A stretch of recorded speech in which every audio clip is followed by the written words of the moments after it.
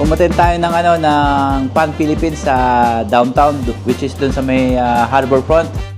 So yung kakaiba dito sa sa Pan Festival na to, ang ganda ng views, tapos isa pa yung yung traffic ng tao kasi mostly lahat ng nationality nandoon, hindi lang Pilipino. Kasi talagang siya pasyalan din Isa tourist spot din dito sa Toronto yung harbor front Kaya iba-ibang lahi, hindi lang Pilipino, talagang parang mainstream. Yun yung kakaiba doon sa Pan Philippines.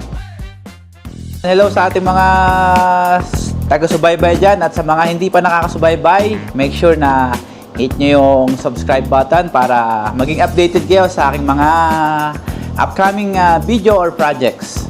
Ako pala si Paren Just Vlog, isang influencer dito sa Toronto, Canada. Nakapag-interview tayo ng konti sa ating mga, kahit hindi natin followers, mga random people. In-interview lang natin kung ano yung mga mas paborito nila. Kwek-kwek o fishball? Fishball. Bakit? Kasi may fish ka na, may ball ka pa. Kwek-kwek or fishball? Fishball. And why? Because I don't know what kwek-kwek is. Kwek-kwek is... Kwek-kwek o fishball? Kwek-kwek. Kwek-kwek, bakit? Siyempre, quick. Sa merienda. Pansit Canton o palabok? Ay, palabok. Palabok, bakit? Kasi maraming halo. May pusit ka na, may tinapa ka na, may chicharon ka pa. Adobo o sinigang? Sinigang gang. Siyempre, maasim. Adobo or sinigang? Sinigang. Sinigang. Gang. Yeah. Taho o dirty ice cream? Ay, I love dirty. So, dirty ice cream. Turon o banana cue? Ay, banana cue. Alala ko yung bakit? Kasi banana matigas. Ang turon may balot pa. Ayoko nang may balot. Gusto ko hubad. Kare-kare or Bicol Express? Oh, that's a hard one. I love kare-kare, but I like to have that little kick of the spice in the Bicol Express. Yup. It's a hard one. Slight favorite on the Bicol Okay. Express. Caldereta or menudo? Oh, that's another one. We're talking about beef caldereta. Yes. Yeah. Assuming it's beef, yeah. Beef caldereta. I see. You know, for some people, they couldn't tell the difference.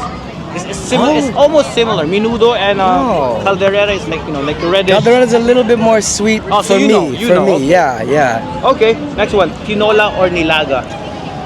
Now those ones are very similar, Mm-hmm. but I like tinola. Tinola. Yeah. I think the main difference is tinola is more chicken. And Nilaga the is more on ginger. beef. Yeah. So I'm from Cambridge. I just traveled to Toronto with some friends. I'm here for the Filipino festival, of course. Kamusta ang araw mo ngayon? Ayos lang, ang init. Sobra. Eh, paano ka Super. mainitan? Nakaganyan ka eh.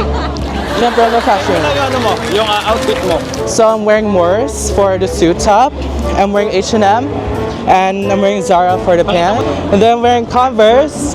And then my Coach bag, my Labubu, and Miss Lulu. Anong nagustuhan nyo kay Kiko? Restaurant? Sisig. Sisig. Sisig. Masarap ang sisig nila. Dinasal. Inasal, chicken inasal. Oh, yun yung paborito ko rin dun eh. Lagi yung in-order, yung manok. Anong masasabi nyo sa chicken inasal nila? Lasang Pilipinas.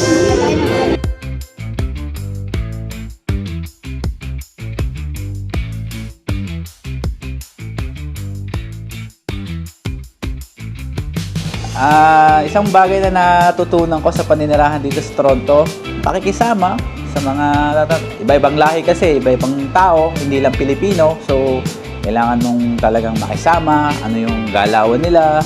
Isa pang natutunan ko dito is yung gastusin mo ng tama yung bawat kinikita mo sa trabaho kasi hindi mo alam na kagaya ako dati, na ano rin ako, hindi ko alam yung ginagawa ko sa pera ko. Tapos yun, nagka-utang-utang din ako. Tapos yun naman, na-realize ko na talagang kailangan mong gastusin sa tama. Yung bawat kinikita mong dolyar dito sa Canada.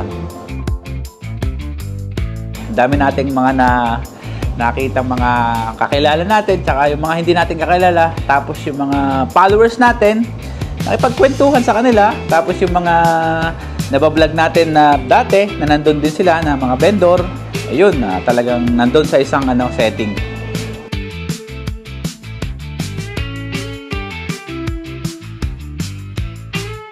Nakikita ko yung sarili ko in the near future. Parang gusto ko talaga yung ginagawa ko eh. So parang ito pa rin nakikita ko in the near future kung ano yung ginagawa ko ngayon.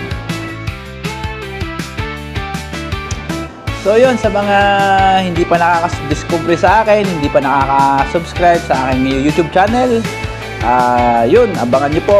Paki-subscribe po ako dito sa aking sinisimulang YouTube channel, sa aking bagong journey. Kasi yun, ang pagbabalik ko dito sa YouTube. Ngayon, handa na siguro ako. Kasi dati, talaga nag-give up ako. Ngayon, I think prepare na ulit ako para bumalik sa YouTube.